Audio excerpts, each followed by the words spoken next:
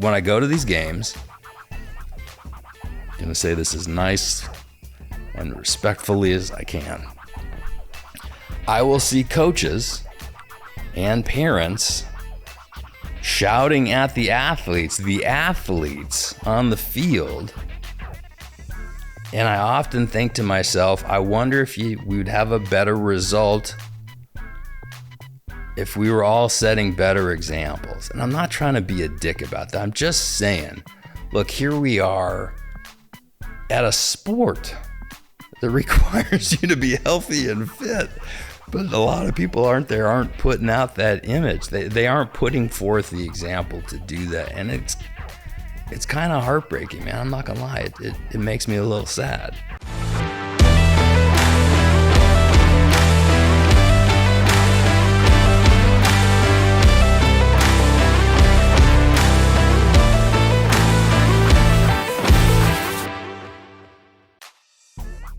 Welcome back to Get Busy Livin. So I talked to you enough about Merrick Health, and I think it's important that I talk to you again about Merrick Health, and my guest will talk about Merrick Health after I introduce him.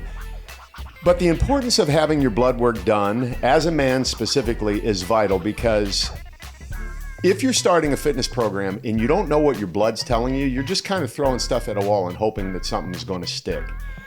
I don't want you to do that. So what I'd like for you to do, and the best next step for you, honestly, is to click the link in the bio and check out Merrick Health. Use the code that I have as a discount to research what is going on in your blood. That way you can really be understanding of what you need to do next. So click the link in the bio for Merrick Health, and then all of that will be taken care of for you. And if you're somebody who wants to work out from home, or if you travel a lot, someone who wants some tools for your toolbox, Vitos Lifestyle is a company that I worked with for years now. They've got really great products, really quality products that are inexpensive, that you can use at home. You can even take them to the gym if you want. But bands, kettlebells, they're not kettleballs, people, they're kettlebells. Or, and we won't get into that, but there are all sorts of different tools that you can have to really build out your home gym, or just have something that you can use anywhere you go. So anyway, check out the links in the bio. Now, I coach men over 50 all around the world. That's what I do. You know that. And I've been wanting to bring someone on who's achieved some great results in the program.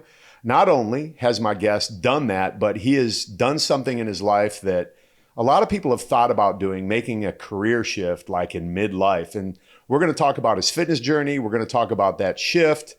So I want to introduce my friend, someone I've just come to love over the last few years, someone who I appreciate and respect, Edwin Schwartz, Esquire. How's it going, Clark? Good. Why do they call attorneys Esquire? That's a great question. I have no idea. No idea. You know, I've been doing this for a while now, and I finally learned, like within the last 6 months, the difference between a lawyer and an attorney. Okay. A lawyer is somebody that has a law degree, and an attorney is somebody that has the law degree and has a license to practice law. Yeah. So I am... a law degree, and a law degree that will allow you to practice law. Well, license to practice law, correct. License. Yeah, we use it interchangeably, but essentially my point is that I have no idea why people are called Esquire, but here we are. I remember when I was young, my grandma would write me postcards. They lived in Washington, D.C., and they would always say Clark Bartram, Esquire. I certainly wasn't an attorney. I didn't have a license to practice law in any state, but she called me Esquire. I just think that's kind of a cool thing. It must originate from our birth country, the UK somewhere. But anyway, you're a great man. So let's talk about your fitness journey, because as people get to know me on my podcast here, they understand that my passion, my heart, my dream, my desire is to really encourage men to live in their healthiest body. And you've experienced that. Mm-hmm. So you can speak to that better than anyone who's been on the show so far. So talk us through your journey. Let's start at the beginning. Like, how did you find me, my program? What led you to say yes? Because there's a lot of options out there for you to say yes or no to. So I'm really interested myself. I've heard it before, but I think it'll be fun to talk about again. Sure. So in October, November of 2020, right, we were in the middle of COVID. Everybody was home. I had been going to gyms on and off for years, but frankly, never really sticking with anything for more than 4, 5, 6 weeks at a time. I paid for gym memberships for years, Didn't want to cancel those because canceling those to me meant giving up, even though I wasn't going that often. But I was at home and I had two things happen sort of simultaneously. I was bending over to put on my underwear one day. I know it sounds graphic, but it's what we do in the mornings, right? And I threw my back out. I mean, I wasn't even lifting anything. I was just putting on my underwear. Right around that same time, one of my daughters, who I think was 10 at the time, she looked at my bicep and she put her hand around my bicep. And she's like, "Oh my God, I can get my hand almost entirely around your arm, Dad." And she wasn't saying it in a way that was like, "Oh, this is so interesting." She was basically calling me out for being too skinny. And those things together made me realize that I needed, to just get my act together from a health perspective. And around that same time, we're all at home and I'm scrolling through TikTok one day and I see this dude with grayish hair, right, looking a little like in my age bracket, talking about doing 3 moves in 3 minutes. And that was you. And I'm like, okay, I'm up at, 5 o'clock in the morning while my coffee is getting made. I can do 3 moves in 3 minutes and start moving my body. And around that same time, you were just coming out with your first testosterone boosting product.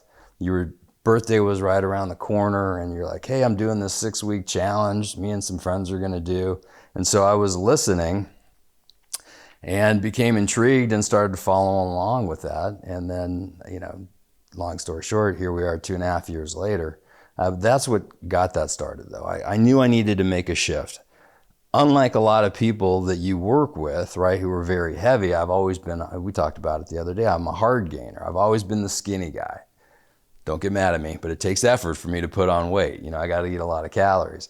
It gets easier as you get older, but I needed to build more strength. I needed to have energy. As you just mentioned, right, I'm an attorney. I sit in front of a desk for hours at a time. The amount of brain power that we have to have available to us to be able to churn through the things that we do to analyze and craft legal opinions, et cetera, it takes a lot of energy. And more than anything, I wanted to up my fitness game to be able to have the energy to do what I do. As we talked about, I'm a dad, and my daughters, I have twin 15-year-old girls. They're both athletes. One plays volleyball, one plays softball. They're on travel teams.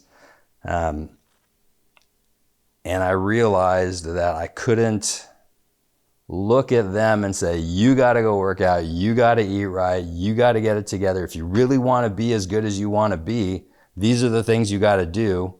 I couldn't say that without doing it myself. I got to set the example. As fathers especially, I think it's very important for us to be the example that we want our kids to follow, whether they're boys or girls, and it makes it much easier for me to tell them, "You're getting up with me at 5:30 in the morning to go to the gym," if I'm getting up at 5:30 in the morning to go to the gym. I had an icon meal for lunch today, Clark. One of my kids is at home. She had an icon meal for lunch. You know what I mean? It's like, we set the example and we rub off on people, our family especially, in ways that we don't really understand, I think, at the time. And to see that progression it's pretty heartwarming. But so I wanted more energy. I thought I looked good. Like I looked okay, right? I wasn't heavy, but I was kind of skinny. I look in the mirror, I didn't see any definition in my chest. I didn't see any definition really in my arms. When your program started, you said you got to take some before photos. And I thought, yeah, I'm not doing that. I don't even want to commit out loud to these people that I'm interested in this program, because it was free at the time. We were kind of all, doing, I don't say doing it in the background, but you had that challenge where you could win the bike. Yep. I'm like, all right, I'm going to do this, but I don't want to tell anybody because then I'm going to have to do it, but I'm just going to see what happens. 4 weeks in, working out in my garage in my house because all the gyms were closed, I started to see some progress and some definition, and I was like, oh my God, this seems to be working. So I took my before photos, and then I realized, okay, well, 4 weeks into a 6-week program, I probably have to start this program over again to show some kind of change over a 6-week period of time in my body.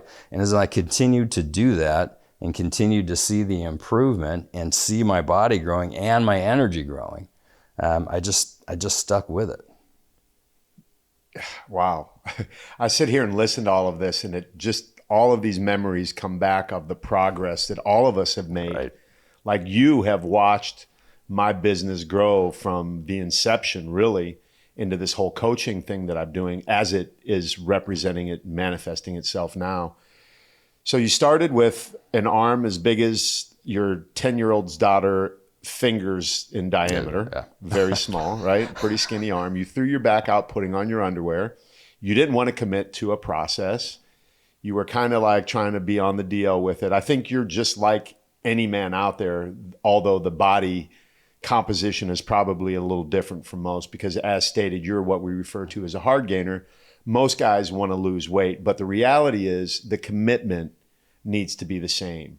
And the lack of commitment is what keeps people from making the change that they want to make. But you, a couple weeks into the process, said, okay, I believe enough now in what I've seen to be committed to what I confess. Because, I say that to everybody all the time. And I say it for a reason, because I know people will back out.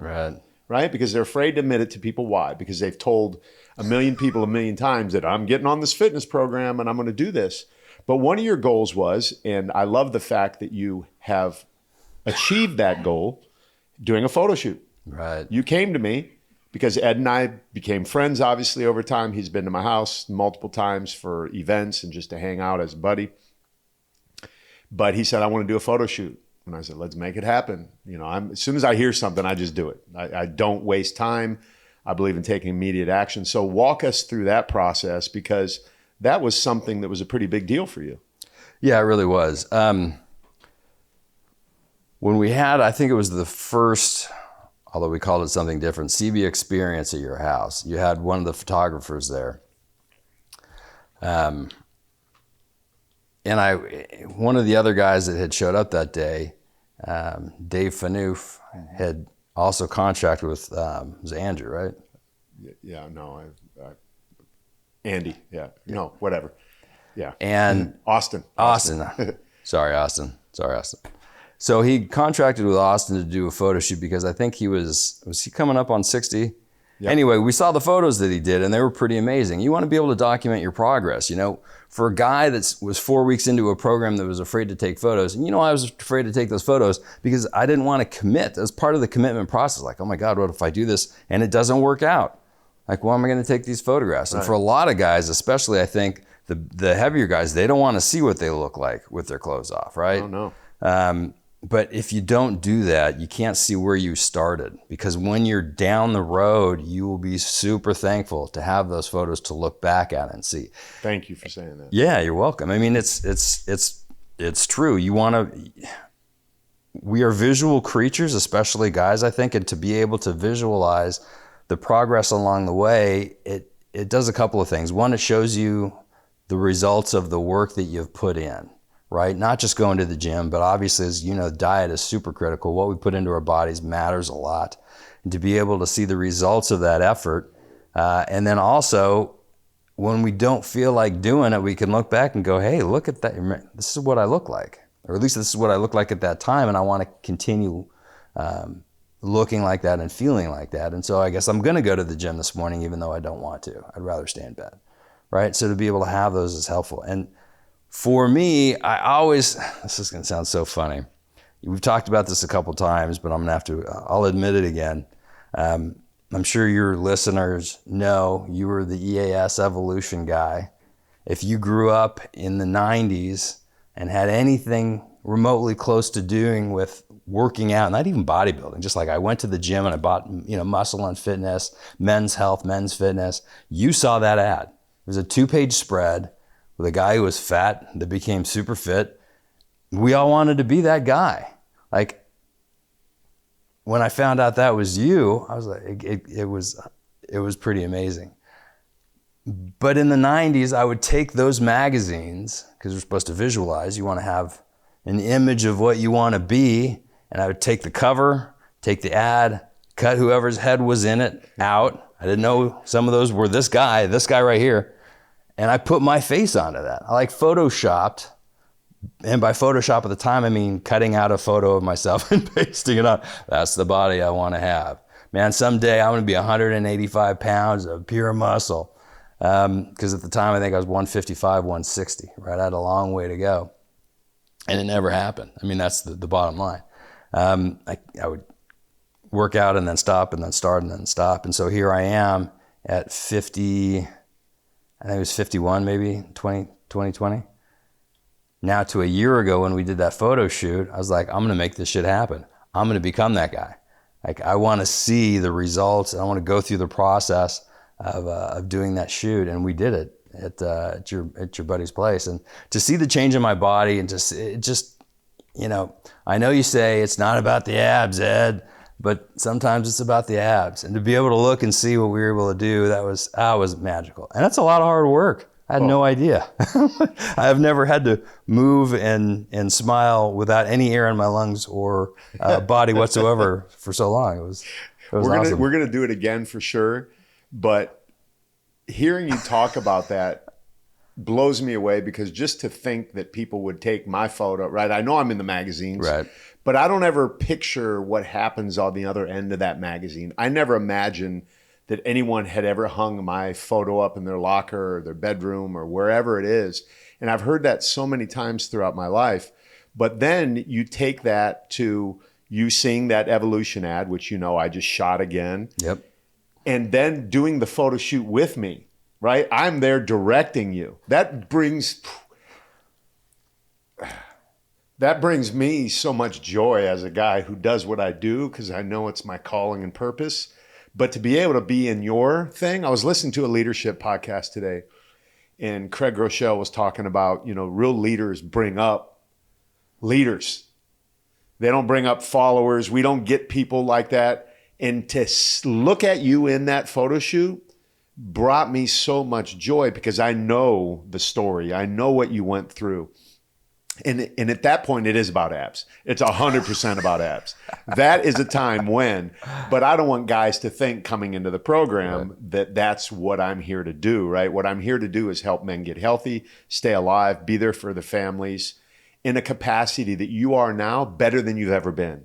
Sitting on a bucket, throwing 1,000 pitches, driving, all of the mental just drain that you have as an attorney, and then going and doing those things with your children, and then having your relationship with your wife. There's a lot of expectation that men have that you can't fulfill if you're not the way you want to be. Right? And you have leveled up your game so much right in front of my eyes. Like, I have the privilege of watching these things happen every single day. So I just want to say it publicly. I'm so proud of this guy right here and what he's done. It just blows me away, man. I love you, brother. And I'm so happy that we're here right now. And there couldn't be anyone better for you in this moment right now to articulate to other men what this process looks like. So you threw your back out putting on your underwear. You had a skinny arm. You were afraid to commit to the process. You committed. You made a photo shoot with a guy that you saw in the magazines for years. What is your next level? Because it's a constant evolution. I know you looked at those photos, and I remember a remark you made about those. You're like, man, I could have did better. I didn't think I looked that way. And I think the same thing. Every fitness model, anyone who's ever been in a magazine has felt that way. So you're not alone. So what's next?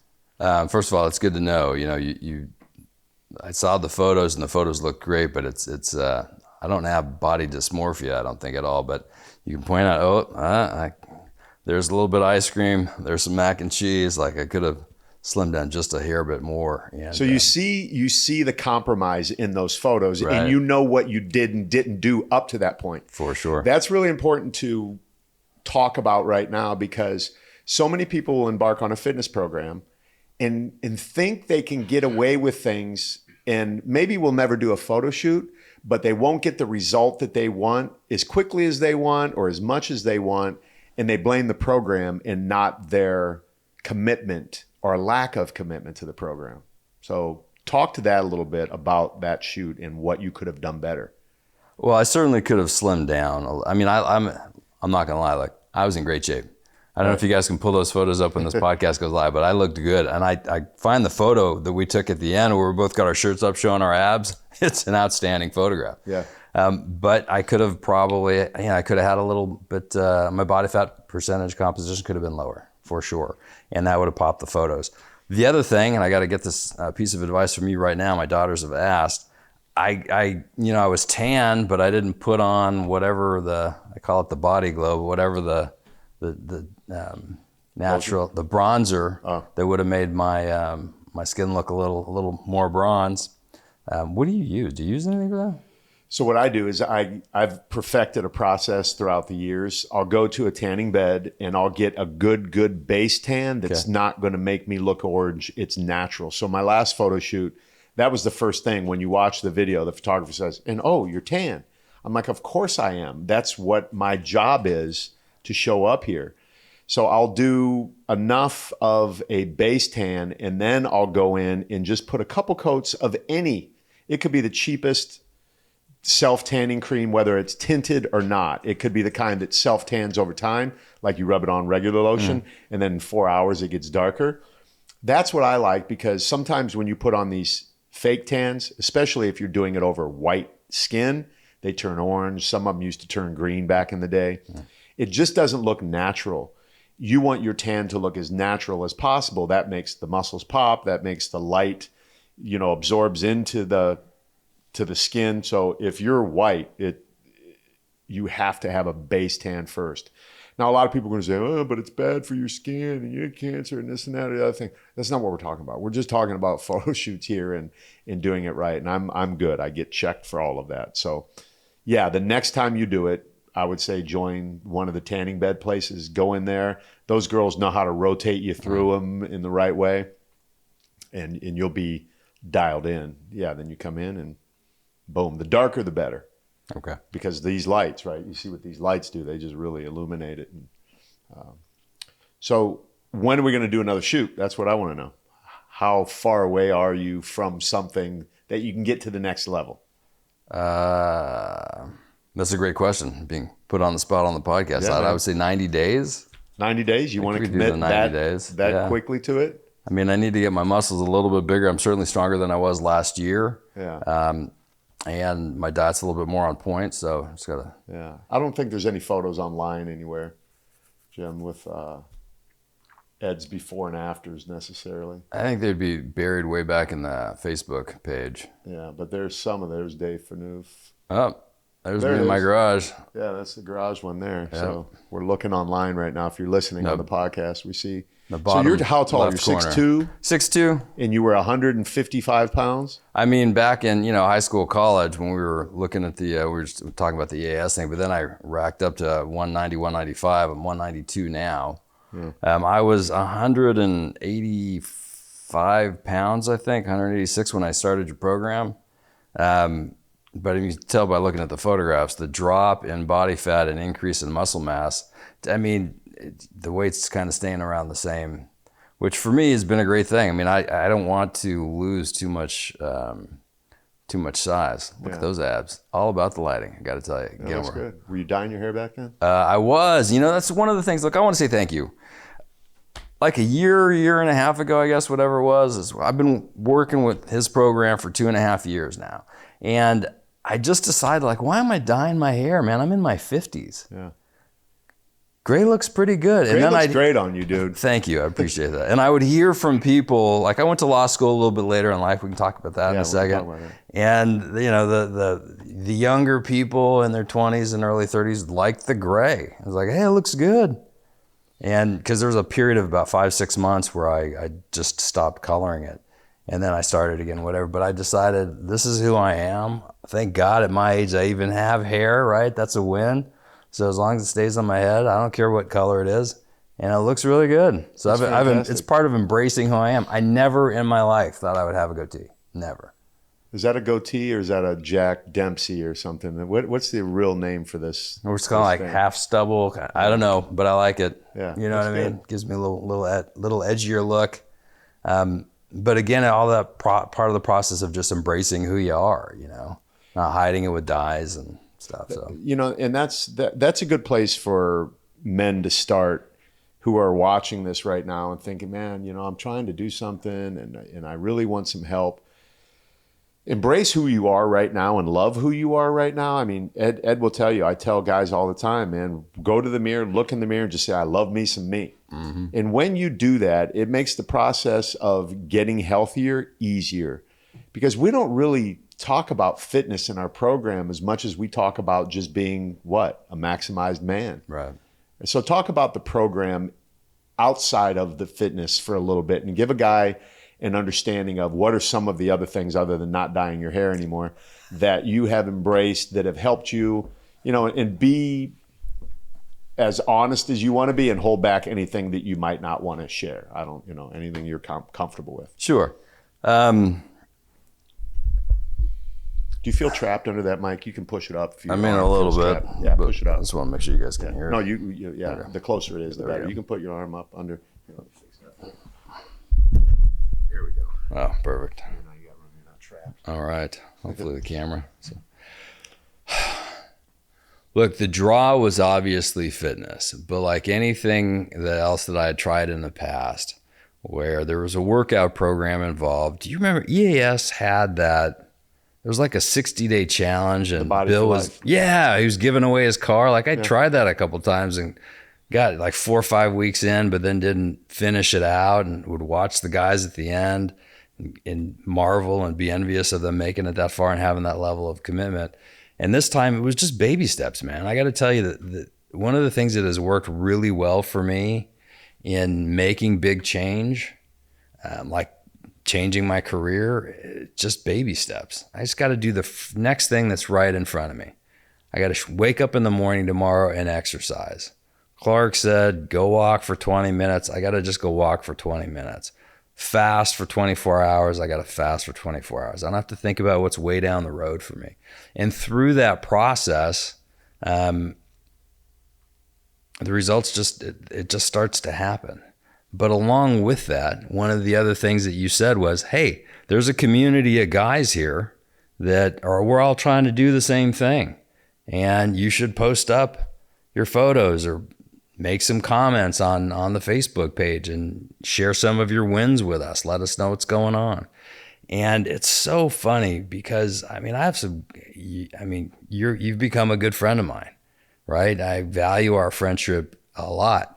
And some of the other guys that I've had an opportunity to meet through the program and talk to, Keith Kabza as an example, Perry, there's a lot of guys out there. Don't get mad if I'm not calling your name out right now, but you're in my heart. I just want you to know that, whoever you are.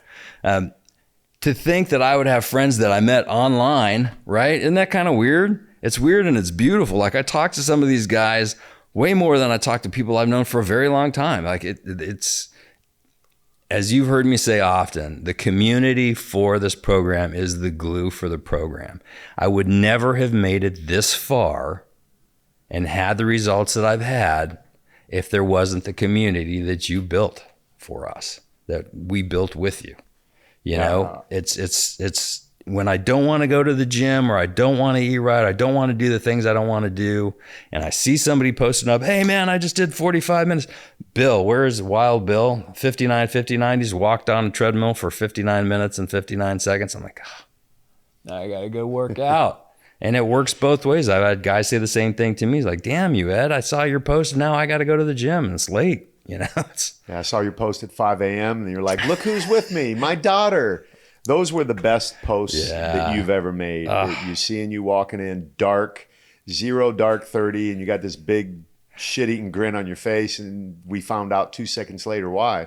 Because your daughter, who had put her fingers around your 12-inch bicep, was with you at the gym while you had your biceps growing and the relationship is growing. That's the maximized man part of the program. And I love the fact that you brought up the glue, because I was waiting for you to say that. And it truly is, because so many guys don't want to be, I don't need a community. I don't need guys. Bullshit. Absolute bullshit. Mm-hmm. You do. We survive on community. We need to be around people. We isolate ourselves, and then that's when stuff starts going downhill, especially during the lockdown when all of this really started to unfold and manifest itself. You said something I wanted to comment on in addition to that, but so you have witnessed like Keith, Perry, you're watching people completely change in front of your eyes too. I mean, talk about those. What about Keith? Oh my gosh. It's,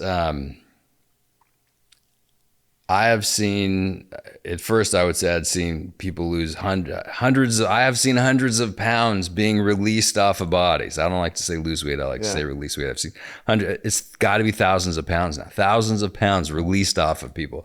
But along with that, you see this change in in who they are and who they're becoming. I mean, Keith is a great example. Seeing Perry take on the leadership role that he's taken on, and just for myself, I have to tell you, I've always been moderately confident about who I am.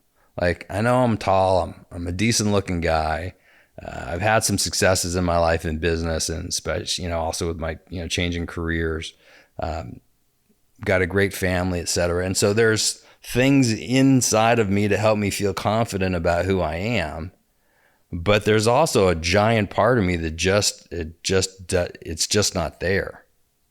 And I got to tell you, as silly as it sounds, throwing on some muscle and being committed and pushing through things that you don't want to push through and doing difficult shit stacks confidence at an exponential level. And the level of confidence that I have now sitting here in this chair on a podcast is so totally far and away from where I was 2.5 years ago. Well, transition that into the courtroom.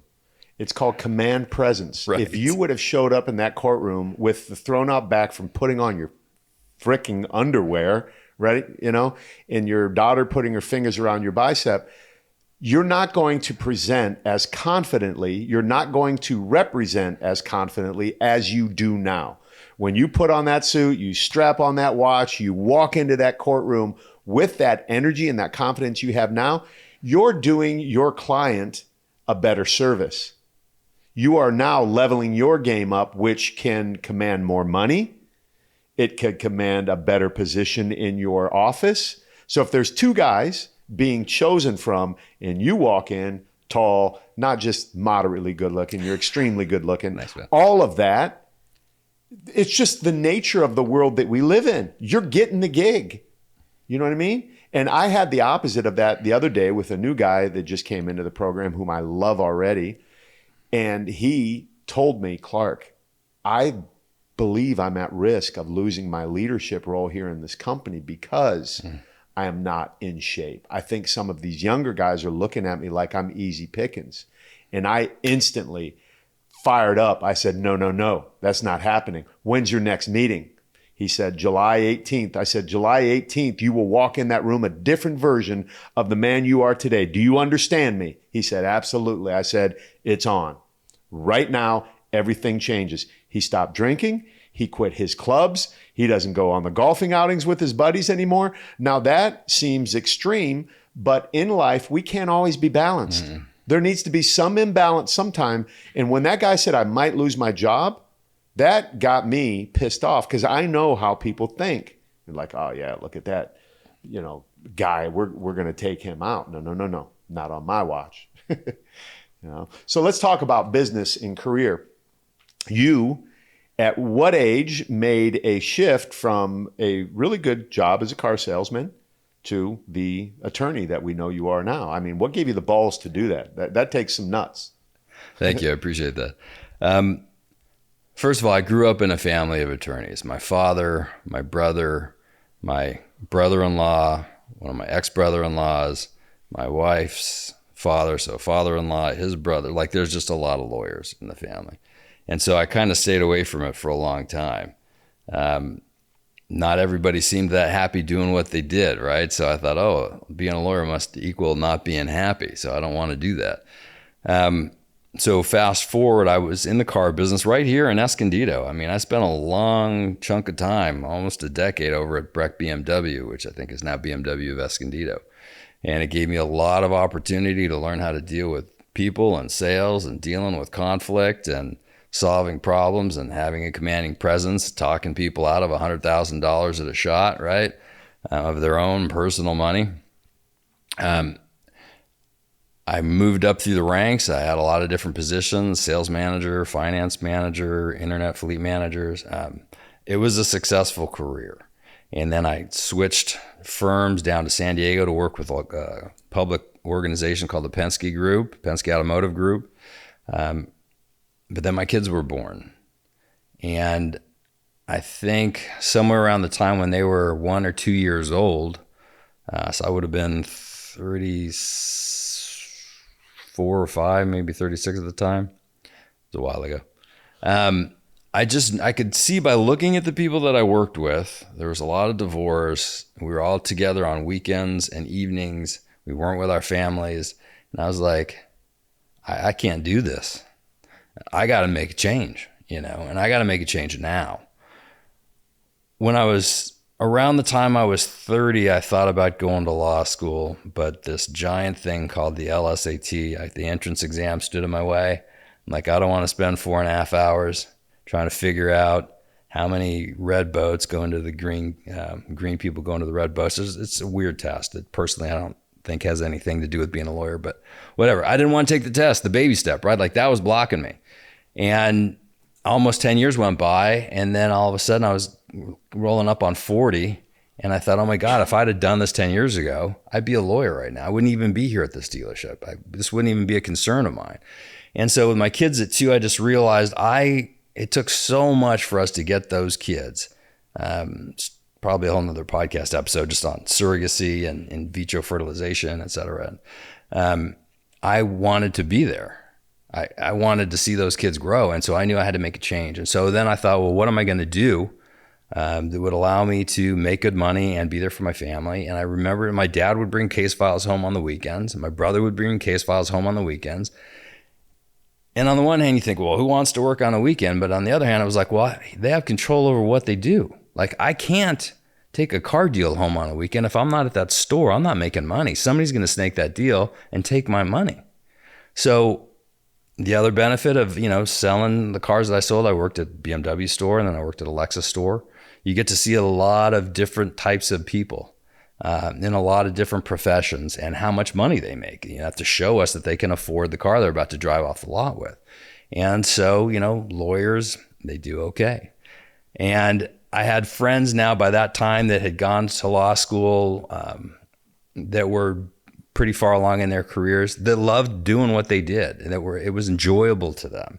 And they told me, you'd be great at this, man. You should do this. And so I thought, all right, baby steps. I got to take that test. Let's see if I can even take that test. And so I took the test. I didn't do great, but I did good enough. And then I thought, all right, well, now I got to apply. There was a point in time where I was sitting in my office in my house, filling out the applications for law schools, where I thought, do I really even want to do this? Filling out this paper, this is a lot of work, man. I mean, it's like, really? Just filling out the application's a lot of work. And so I pushed through it, and baby steps. Then I got accepted to school, and they said, hey, look, you're doing a spring start, because I had to go. I didn't want to wait for the normal cycle. I started right away. I got a call in December. They said, you're starting on January 2nd, 2010, which was 2 weeks later. And next thing I knew, I was in school. I'm like, baby steps. I got a book that's like 2-3 inches thick I think it was property law was the class. I started reading through that stuff, and I just one at a time. And the first semester was rolling up. And in law school, at least at my law school, your grade is your final exam is your grade. There's no midterms, there's no projects. It's like you ride or die, but whatever grade you get on that. I didn't know it at the time, but the law school that I went to, California Western, it's down here in San Diego. It's a great school. They accept a lot of people in the first year, and then a good chunk of people wash out. It's like, I will take their tuition and see what they can do. And I don't mean that in a disrespectful way. I'm just saying that's part of the business model, whatever. They gave me the chance, and I was super thankful for that. Because here I was, 10, 15 years older than pretty much everybody else in the school, other than the professors.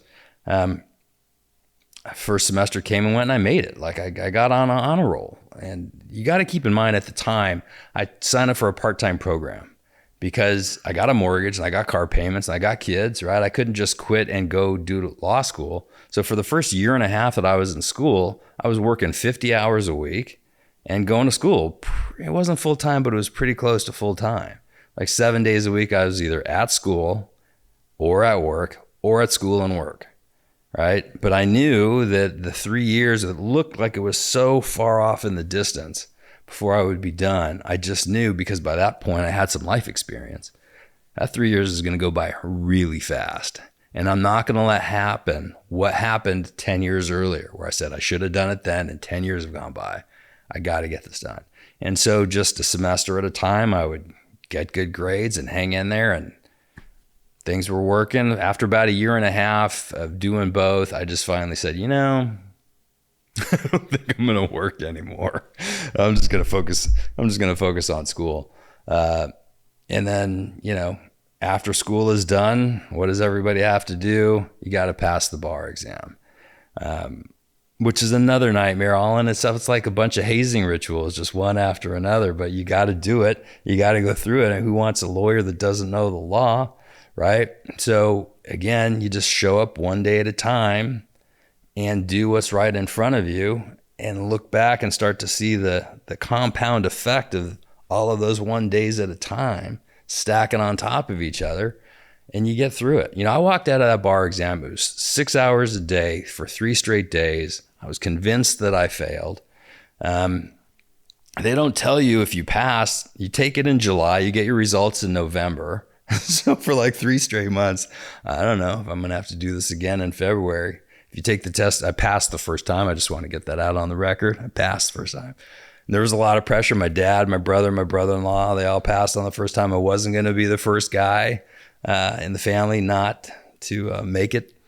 But it was a big deal. And once you're there, I remember going into my office on the day that the exam results were coming out.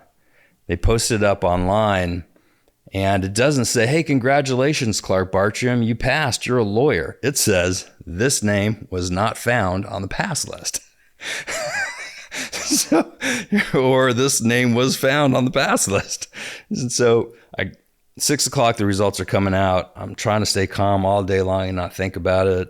A good strategy in life, right? When you got something big coming up, good or bad, try to put it off until you really have to think about it, so you're not obsessing about it for what would have been 3 months, quite frankly. 6 o'clock, I'm doing dishes. My wife says, "Aren't you going to go check your results?" I said, "Nope, I am not ready." Everybody I know right now is logging into that computer to see if they passed or not. We're all putting posts up on Facebook. I am not ready. 15 minutes go by. I'm like, okay, I think I can do this. Let's go see what happened. And I go into the office, and as I'm walking up there, my wife's like, "Hey, let's all watch." I'm like, no fucking way. Because if this doesn't work out, I don't want anybody to see me. So I close the door behind me, and I sit down at the computer, and I put in the first code, and then I got to put in the second code, and I'm looking at the keyboard. And I'm sure this is the same experience probably for everybody that's done this, but you go, and you hit the enter button, and then it popped up, and I passed, and I was super happy, and I'm screaming, and the doors closed, and I came out, and they had 2 signs made for me. I don't remember what one was congratulations, and the other one was basically better luck next time. My wife and my daughters made. It was pretty awesome. But getting through all of those things and making that switch, like, I owe so much to my wife and my kids for helping me get through that and seeing the goal. I mean, that's really the big thing. We sit and we think, I should make this change. But what about this contingency, or what about getting in the way of that thing, or like, how's my life going to change? And so for a lot of people, they just remain stuck and they never change. Like, I was almost 40 when I decided to go, which at the time seemed really old, right? And here we are in our 50s. You're rolling up on 60. Do you feel old? Right? Yeah. Not at all. It's like, so we have so much. Gary Vee, I'm sure some of you know who he is, right? Always talks about, you have such a huge ramp out in front of you. If you really think about it, if we stay healthy, We got at least 30 more years of doing what we love to do in us. Now, some people might say, oh my God, 30 more years of work and I don't know if I can do that. Well, that's your problem. That's not my problem, right? I love being alive and I love being around my family and I love being around friends, people that I care about. I love doing what I do. And it is so much easier to do all that when you have the energy. And I have the energy because of how I take care of my body and how I take, what I feed myself with. Don't get me wrong. I put a post on our WhatsApp group, I think it was a week ago. I banged down an entire pint of Ben & Jerry's Cherry Garcia. I don't even like that ice cream that much. I stayed away from the Chunky Monkey so that wouldn't happen. And there I was, I ate the whole thing and felt a lot of shame, but whatever. I was up at the gym the next day working it off on the treadmill. But my point is, I still enjoy life. I still enjoy have great food. It's not like you got to eat, would you say, chicken and asparagus every day for the rest of your life, right? But making that change. And so now here I am 10 years into my career, being able to be around for my kids on the weekends and see them do the things that they do, sitting on a bucket for one of my daughters who's a softball pitcher. If you've ever had a kid who's a pitcher, you're sitting on a bucket, catching balls so they can get better, spending that time bonding. Travel sports are expensive. There's some negatives that people will talk about. I love it. My kids love it. The thing I love the most about it, it isn't cheap, but the time you spend driving back and forth to the events, it's just you and your kid. It's talking about things, how to go. I mean, you can be a jerk. And when we first started, I was kind of a jerk in the car sometimes if the games didn't go well. Why didn't you do this? Why didn't you do that? And you realize, well, that's not helpful. And so when you can just be there with them and for them, there's nothing better. There is just nothing better. And I will tell you all the time, my worst day as a lawyer is way better than my best day in the car business. Like when I'm grinding out emotion, I got an appearance, I'm in the middle of a trial, and things seem like they aren't going in the direction I want them to go, I will remind myself, this is way better than it used to be. There's a quote that you came up with, or I don't know if you stole it from somebody or whatever, but it was something to the effect of, I might not be where I want to be, but thank God I'm not where I used to be. Thank God I'm not where I used to be. I can't. Every holiday where I'm not standing on a corner trying to sling a car with my family, all of the hard work and all of the sacrifice. I got student loans that are bigger than this house, and this is a fairly big building we're in. It's worth it, man. It's just fucking worth it, And so tagged on top of that, why would I want to be out of shape? Why would I want to be sick? Why wouldn't I want to be as healthy as I could be to enjoy the time I get to spend? When I go to these games, I'm going to say this as nice and respectfully as I can. I will see coaches and parents shouting at the athletes on the field. And I often think to myself, I wonder if we would have a better result if we were all setting better examples. And I'm not trying to be a dick about that. I'm just saying, look, here we are at a sport that requires you to be healthy and fit. But a lot of people aren't putting out that image. They aren't putting forth the example to do that. And it's kind of heartbreaking, man. I'm not gonna lie. It makes me a little sad. The other thing that comes out, oh God, Ed, you can't be a fat shamer. That's not what I'm doing. It doesn't matter to me how you look. I just know that it's not healthy. How many guys have we seen die over the last 2 years? In the softball community, every year there's a coach somewhere that dies because he's out of shape. How fucking sad is that?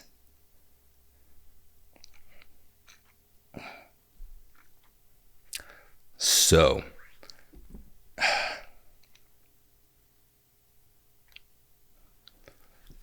obviously it's bringing up some emotion. because I think about the kids of those parents who are no longer around. They could have been there had they taken better care of themselves. And it breaks my heart. And so when I see the guys in the group that are making big gains, and I don't necessarily mean muscle gains, I just mean losing weight and changing their lives and being healthier and happier and laughing and having fun, it warms my heart. I would say like you can't imagine, but I know you can imagine because I know you see it, and I've heard you say the same thing. It's just so awesome. So if you got a big change to make in your life, you got to make the change. It's worth it. Your family's depending on you. You are depending on you. You have in your room the One Life painting that guy did for you. I got a sort of a knockoff version of it that doesn't have my birth date on it, but One Life, you got one life. It's like a ticket that you would buy to get into the Del Mar Fair kind of a thing. It's the only life we have is the one that we're living right now. And it can go away in an instant. And so who's left behind and what is the impact on them? You know, we can't control whether or not we get into a car accident on our way home, but we can certainly control what we put into our bodies and how we take care of them, and whether or not we're going to die of heart disease or cancer, etc. You know what I mean? And I got to tell you, I know we're in a podcast, whatever, but I am so tremendously grateful to you for putting together what you put together and giving guys like me an opportunity to really change our lives, and not just our lives, but the lives of the people around us.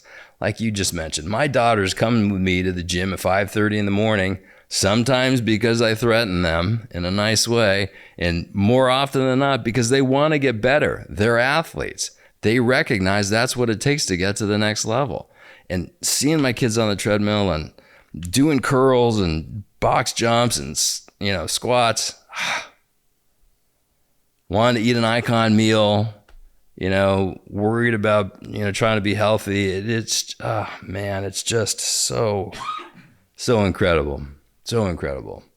And if it wasn't for you, that wouldn't be happening in my house. And I got to say, if it wasn't for the group, the glue that has held me into the community, it wouldn't be happening either. Because so often, for so long, I tried sticking to a fitness plan. I just didn't, not like it couldn't work, but it couldn't work. I just didn't want it to work.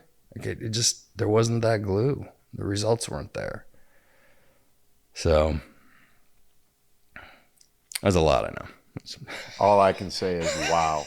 Wow. And it would be an insult if I tried to add anything to that other than this. Look, if you're a man out there and that resonated with you on any level, and if you're a man out there who needs help and it didn't resonate with you on any level, I don't know what would. I really don't know what would. So now's the time to take action.